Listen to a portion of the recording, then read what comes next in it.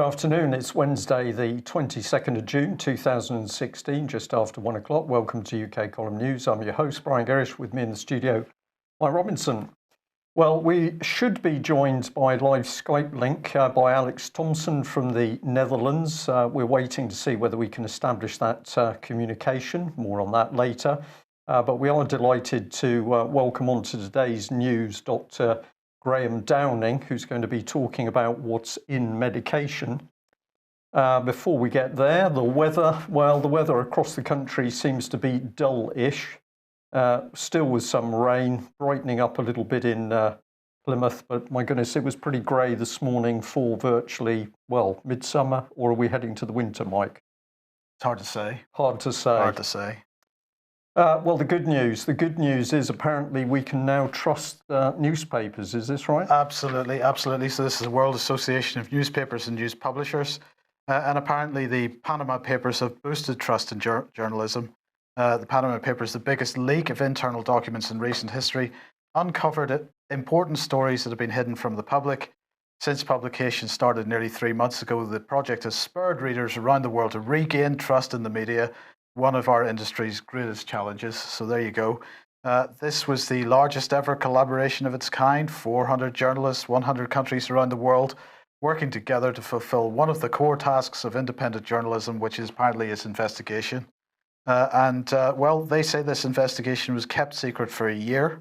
When the newsrooms were offered the undisclosed documents in spring of last year, they quickly realized they couldn't do the investigation by themselves. They had to work together, not because of the volume of the leak, but also because you need to be familiar with the country, the politics, the language, the economic and social situation to research the documents.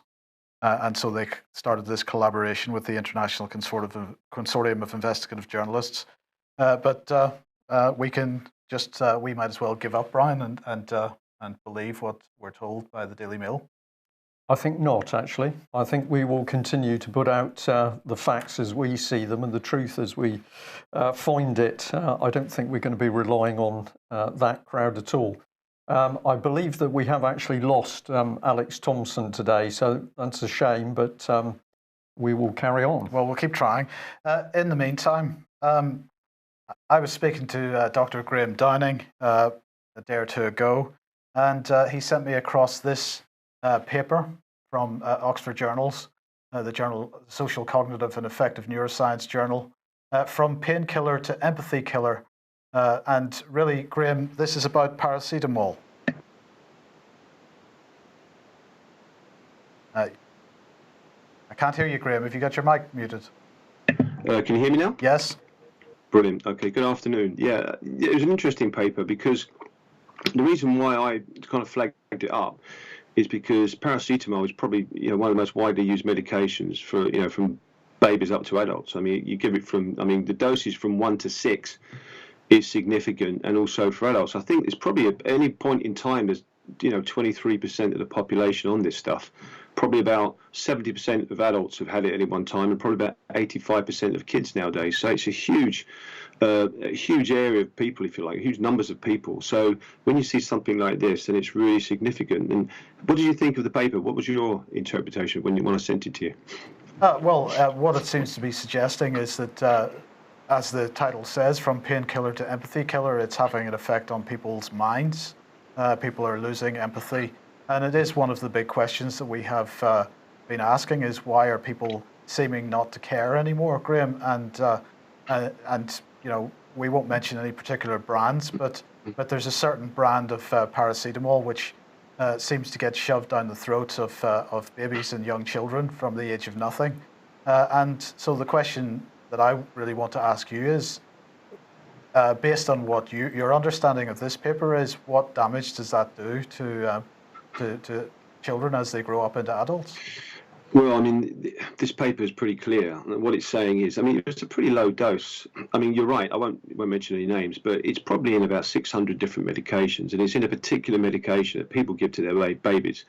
Unfortunately, they dole it out like sweets, which you mustn't do with this stuff. You've got to be very judicial in how you use this stuff. You really can't just be, just taking it like sweets. But what they found was, it was really interesting. There's areas of the brain in different parts of the areas. One's called the anterior cingulate cortex and the anterior insular cortex, and these are parts of the brain that seems to light up with empathy. So when you see someone who's suffering socially, maybe because they're being excluded or they've got physical pain, these areas light up, and they also light up when you experience those things as well. So they were saying that, well, if you affect these areas, somehow will that affect your ability to have empathy with someone else in pain. And what they found was that paracetamol and acetaminophen in the States does that. It does affect these areas. It kind of dulls these areas, if you like. And they found, and it wasn't thousands of participants, but it was enough to get significant reading and finding, if you like, and findings. And they found it actually did dull someone's empathy. And of course, you don't want to dull empathy. You want to, when you look at someone in pain, you want to feel something as a human being. Otherwise, you're a sociopath.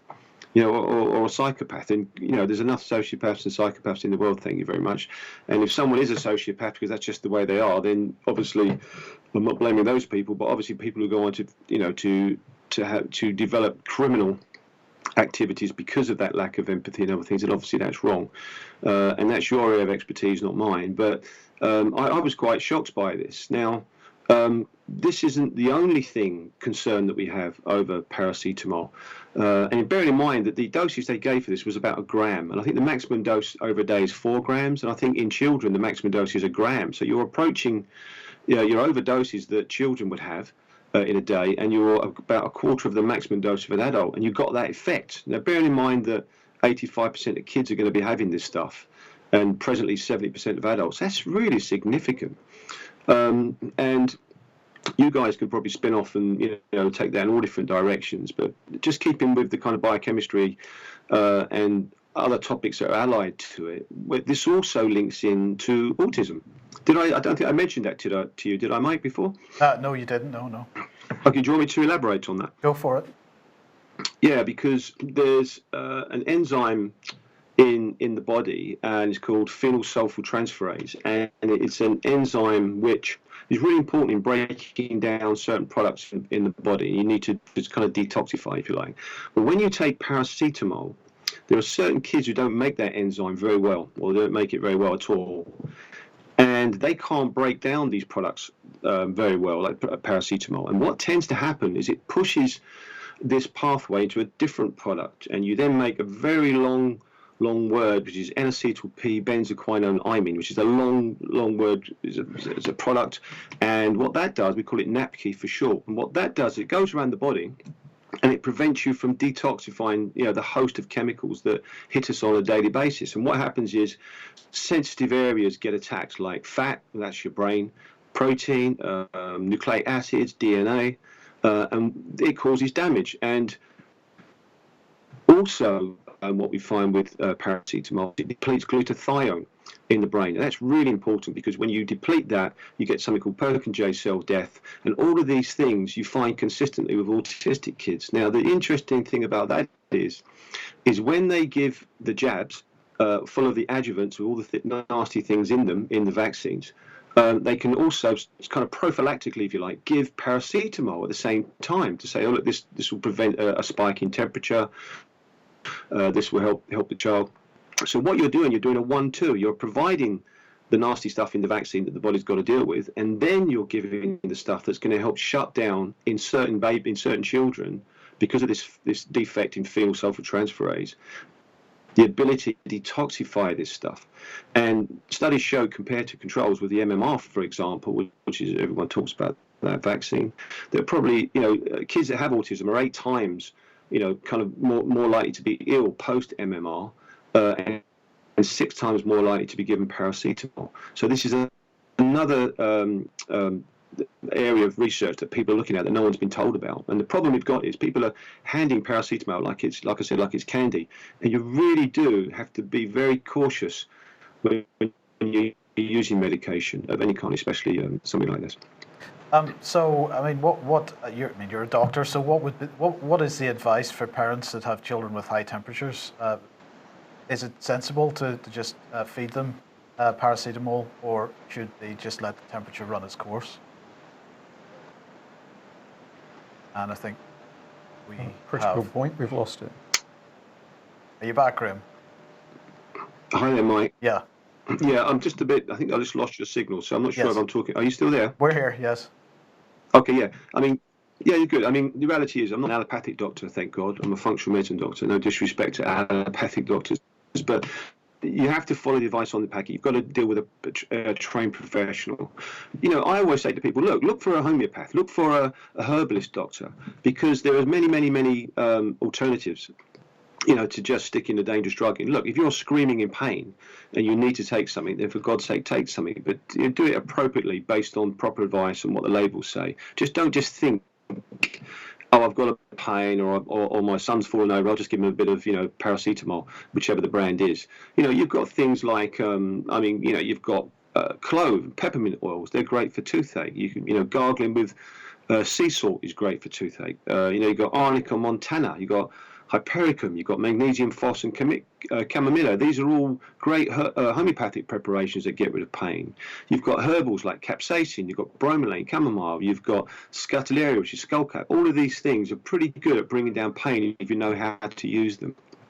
So, you know, my advice is, before you get the pain, which is now, you start to look for a good herbalist or a good homeopath and get to know them, and then have things ready so that when you get a problem, you're not on the back foot and you can help deal with this. Okay, brilliant. Thanks very much, Graham. We'll move on, but you know, the main message to take out of this, I think, is that we need to keep an eye on this type of research and see what develops over time, and whether this does give us an explanation as to perhaps why people are becoming a little less sympathetic to things that are going on around them. Yep. Okay. Okay. Thanks, Graham. Okay, so what's next? Well, really, let's give a classic example. Okay, thank you, Graham. Let's give a classic example of a subject where there should be outrage in the country about. Okay, so we should have outrage in the country about what's actually happening around children. And this Guardian story just, well, I'm going to use the word incredible, but Judge Hogg, hands a little girl back to a father who's already been dangerously abusive. And what happens is the little girl dies. So the father was sentenced to life in prison on Tuesday, and his partner Jenny Gray was given 42 months for child cruelty, a cynical and calculated cover-up of their daughter's death. But this only occurred because the child was handed back. Former president of the Association of Directors of Children's Services said, "I think the crux of the matter rests with Mrs. Justice Hogg. The extra steps she took were unwarranted." So we've got a judge not fit for purpose, in my opinion, presiding secret family court, and we've got a child dies. But we're not seeing the outrage across the country. This, hundreds, thousands of other cases, Justice Goddard doing what she's doing in the dark at the moment. There is something which is dumbing people down, Mike, in my opinion.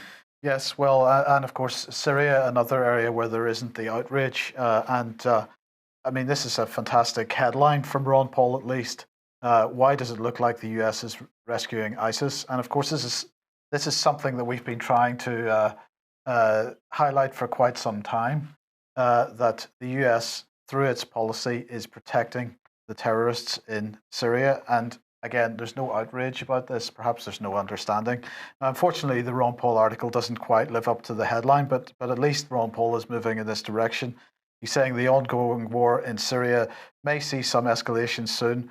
A report that 51 State Department employees out of 13,000 Foreign Service officers signed a memo urging President Obama to change his focus in Syria from fighting ISIS to fighting the secular Assad government has caused quite a stir.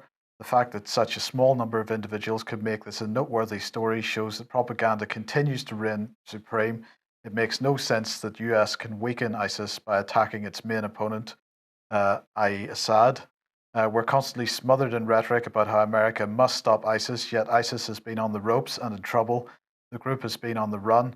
And what does the US want to do? They want to hurry up and bomb Assad, which they've been trying to do for 5 years now. And he goes on to say, an American in Orlando lost his mind and shot 50 people dead. The response is to go across the world and attack Assad in Syria. Such illogic reminds me of the US attacking Iraq after 9/11. It made no sense then, makes no sense now, and it accomplished nothing but the creation of chaos and, ironically, ISIS itself. Well, Ron Paul suggesting that's ironic, but perhaps that was the policy. That was the policy. Yeah.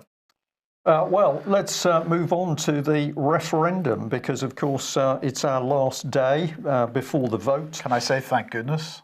I'd say so for the EUReferendumPsyOp, Yeah. the puppet show, but of course it's coming to some form of resolution. Here's the BBC. Welcome to the BBC. Both sides in final campaign push ahead of the EU referendum. Isn't it remarkable? There's two Tories who are obviously great buddies from school, and we're led to believe they're on different sides. But a very interesting email which came through to us today. I'll just read this very quickly. It says, "Hi Brian, last week I gave a talk in the local community hall on the advantages of leaving the EU. About 10 people turned up, so not bad really. I was surprised to see a reporter in the front row with a good quality microphone and recording device taking shorthand. Immediately prior to the start of the presentation, he told me he was from the BBC. He'd seen my advert entitled Leave the EU. And as I was setting up my laptop, he was busy telling everyone that it's mostly old people who vote to leave. And he left after about 20 minutes. Now, it's very interesting, Mike. Yesterday we showed on that graph that in the poll, basically, it was the older generation that was warning about the dangers of the EU. Here's the BBC on the prowl saying, well, if you want to leave, you're basically an old fuddy-duddy and don't really get involved. So the BBC clearly stirring the political pot. And we'd like to remind people, of course, that there have been many, many reports over the last year to do with fraud within the British voting system. And this was a Telegraph article saying that postal voting fraud was easy. And who'd said that? Well, Electoral Commissioner. So is this going to be a straight vote? Personally, I don't think so, which is why David Cameron has arranged for the whole of the voting system to produce one final result as opposed to it being reported by local areas where, of course, people would have a feel for who's voting what. But how's the campaign going on the ground? Well, let's turn to Plymouth because a lot of very interesting material coming in. This is a headline from Plymouth Herald, and I've labelled this Strategic Industry Comments because the front page says 30 Plymouth businesses have signed an open letter urging the UK to stay in. And the lady featuring there is the chief executive from Rio. We'll come on to that in a second, but basically they said that Plymouth is going to be better off if we vote to stay in. There's good trade with Europe. The Treasury has estimated that 250,000 Southwest jobs are necessary, are created by Europe. Millions of pounds have been given to Plymouth. Well, what is Rio to come out with this this statement? Here's their website, and we just highlight, we believe that social enterprise has the power to change the world. So this lady and her small team apparently are there to change the world. They're not in manufacturing, they're not in industry, they're not actually producing anything. They're sort of social consultants to non-government organisations, really, Mike. Well, I mean, we're going to be talking about cities shortly, and this is all part of it, because this is why the EU referendum is a psyop, because governance is changing before our eyes to these sorts of people and their values. So here's part of what they do: social enterprise solutions, consultancy, training, business support. Have a look at who their customers are: Plymouth City Council and other organisations who are not directly as part of manufacturing. And have a look at our team. Check this for yourself. Don't just take our opinion on it. Go and have a look at the website. But my attention was caught by Jack Harrison down in the bottom right-hand corner, because this young man is apparently out on the streets helping advise teenagers as how they can get good quality jobs. Well, we could have a debate about that. But let's have a look at some of the material that's been pouring in through the door. We've got this one here, Your Future at Stake. It tells us that the EU is going to be helping to change the world climate. It's all about here we are, massive. And what sort of people have we got behind this? Well, we've got Richard Branson, we've got an NUS president, We've got J.K. Rowling, so obviously a key lady for industry and jobs. We've got this one here. This is voting for the future. A little bit of green on this, so it'll go a bit odd on the camera maybe. But we've got some cartoon type information. And we've got this one. Well, let's bring this up on screen and then we can talk through where Plymouth's going. Well, Plymouth's families are better off in Europe, apparently. And the Treasury is saying that if we leave the EU, 250,000 jobs are going to disappear. Well, that's very strange because George Osborne tweeted out that 10,000 jobs would disappear earlier on today in Dorset and Devon. Oh, in 2 counties? Yes. Oh dear. So the rest must be going from Cornwall then? We're not too sure there. So let's have a look at this leaflet because it's utterly brilliant. We'll highlight this gentleman and we're going to come back to him, a former Commodore.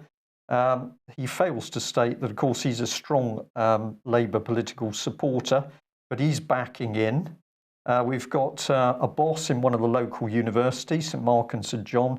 She admits that her organisation only survives because of the EU handouts, and of course she's very keen to stay in. And then it goes on. We've got some great stuff. We've got to stay in the EU because of funding of the National Marine Aquarium. So we've got a fish tank, and that's the reason the nation should stay in the EU. 300,000 for Plymouth fisheries. Yet it was the EU fisheries policy that decimated British fishing. So that sounds common sense, Mike. If we go down here, they want 2.5 million from the EU for a small business park and new homes. And I've put there, of course, years gone back in a huge dockyard. The dry docks are still there. We used to build major warships. Now Plymouth is begging at the EU begging bowl for 2.5 million. And we'll bring in the last one. We've got to stay in the EU because the local Theatre Royal needs more EU cash. So this is, of course, Will Straw suggesting that Plymouth begs for yet more handouts from the EU, otherwise we can't survive. We've got to be dependent. We must be dependent. So a lot of material here, let's rattle through. Here's the former Commodore, Gareth Derrick, and he was also standing for police commissioner, but apparently he wasn't common purpose enough because the common purpose candidate won. But he had some things to say. He said Plymouth makes a direct contribution to the UK and global security. Excellent. But through our naval base and strong connections with all 3 armed services. Confident in our security cooperation across Europe, we can continue to build a safer world for our children. So we've got to stay in the EU to be safe. Contrast it with what this guy says, Major General Julian Thompson. The result of this referendum will determine irrevocably what kind of country we, our children and our grandchildren will live in. Either Great Britain will remain in the EU, dominated by people who we do not elect, who we cannot throw out and who dictate many of the laws which govern us, or we will take back control and return to what we were, an independent country in which our parliament is elected by us and answerable to us as the lawmaker.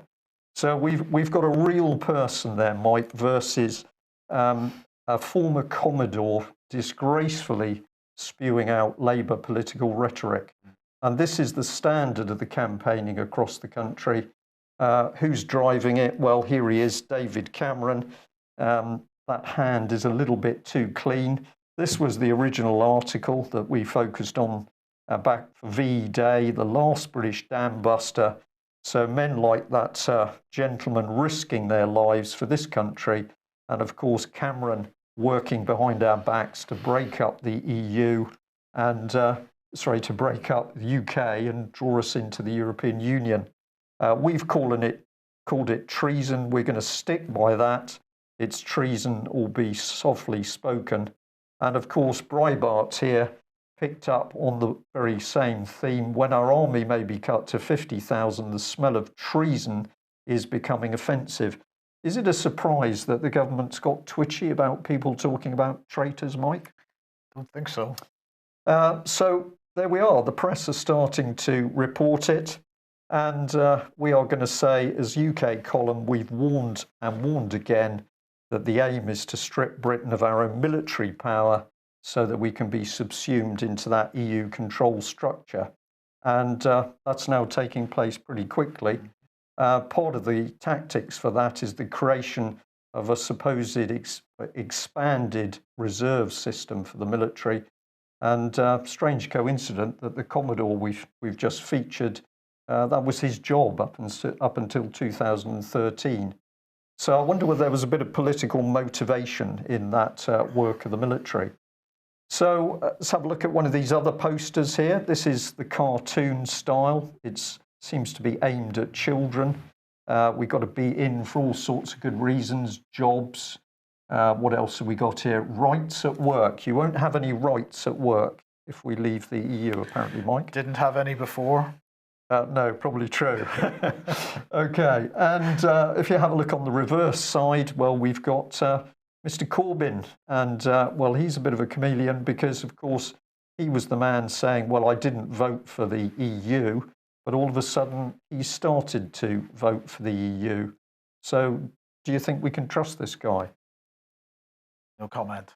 Okay, we'll leave the silence. And I thought this was particularly nice. Somebody sent it in to us. We'll put both pages up on screen and you can pause it and have a look. But they were quotes from people connected to the European project. One gentleman said, I've never understood why public opinion about European ideas should be taken into account. That was Raymond Barre, the former French Prime Minister. Well, we've got Jean Monnet, of course, the founder of the movement. Europe's nations should be guided towards the superstate without their people understanding what is happening.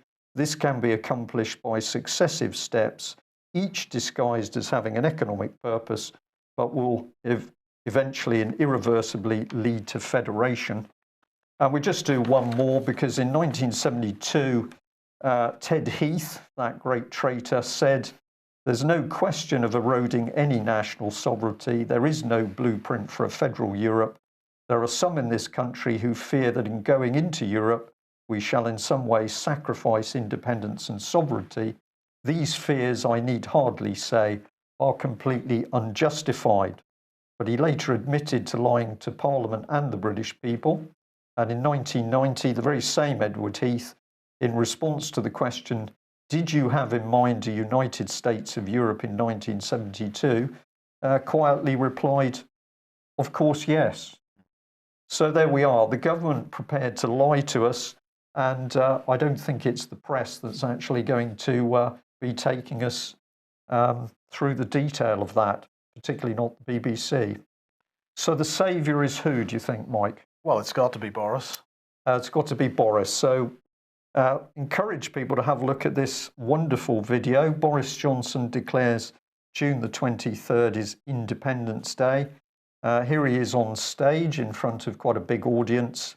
And I think a few people will notice that hand with the thumb neatly placed on top.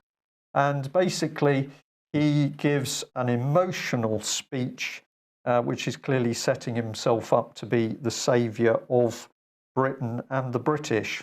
So this man apparently is the man we should trust. Brexit, we're going to say, is going to be successful. And then up pops Boris Johnson to say, well, clearly I'm the man to replace Cameron. I believe that's exactly what's going to happen. There's a possibility. Well, let's just remind ourselves about Boris Johnson. So these are reports, obviously, from national papers. He demanded control of London's courts and prosecutors in a power battle with Whitehall. So we're going to put a Prime Minister in post, possibly, who says, well, I should have personal control of the courts. We say he's not a buffoon, he's a very dangerous man. And these are some of the areas that he was taking control of: transport, housing, metropolitan police, criminal justice system. And this is his deputy coming up with this comment: the criminal justice system should be held to account as the Met is in London. Otherwise, these are unaccountable agencies not answering to the people of London. Well, of course, that was the great lie, because they want them answerable, or at the time, to Boris Johnson. Yes. And let's remember his great friend here, which is George Osborne. But the headline will lead us in nicely to the next subject, a Boris in every city. Osborne wants powerful mayors to take charge of health, housing and transport. So we get a glimpse here, Mike, of future policy under a Boris Prime Minister, cities devolution bill, Devo Mank, and we've highlighted this before because this leads us to Respublica, and Philip Blond, who is the man who has written much on the fact we need these city-states. Yes, so that agenda continues to move on apace. Here is the Centre for Cities, and they're hosting a series of conferences, or series of talks this week. And on Monday, they were hosting none other than Dr. Benjamin Barber, who is the author of If Mayors Ruled the World. And he was giving a talk at the Shard in London. And just to give a bit of background on this, the Centre for Cities spiel here says, today UK cities are highly fragmented, with almost all political or economic powers held at the national level.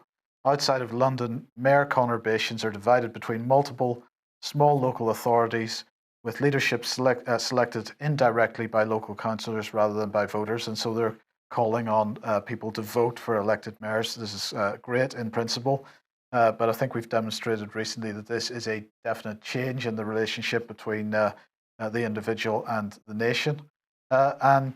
So here is Benjamin Barber. He said that he's not an urbanist in his talk. He said that he's not an urbanist in particular. He is a political theorist. He said that cities are not a level of government. Cities, in fact, he says, are the original human community, and therefore we need more of them and more powerful cities. He said that governments are constitutionally incapable of putting their own interests aside and working together to find solutions. I'm not quite sure what solutions he's talking about. He said this: for 5,000 years, the rural population has dominated the world. It's responsible for many of the problems we have today. So the rural population is responsible, according to Barber, for all the problems that we have today.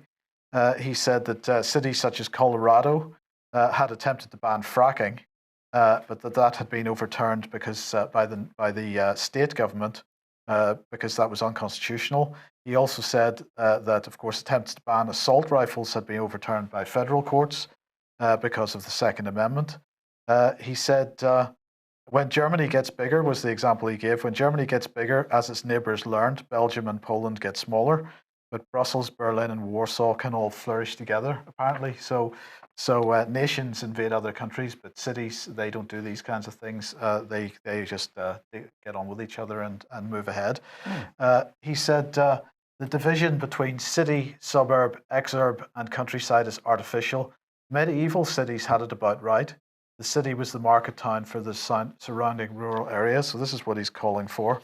And he said in the long term, we will have to think about metropolitan regions, but there will be suburbs that don't want it. And so you can see where this is going. We're talking about not just city-states, but region states as well. Here is a coalition of European mayors who have written an open letter to EU leaders on World Refugee Day. They're saying, we are a continent born out of the ruins of nationalism and war, and we thrive on peace and cooperation. Only by working together can we overcome the challenges brought on by war, poverty, persecution in other parts of the world. 11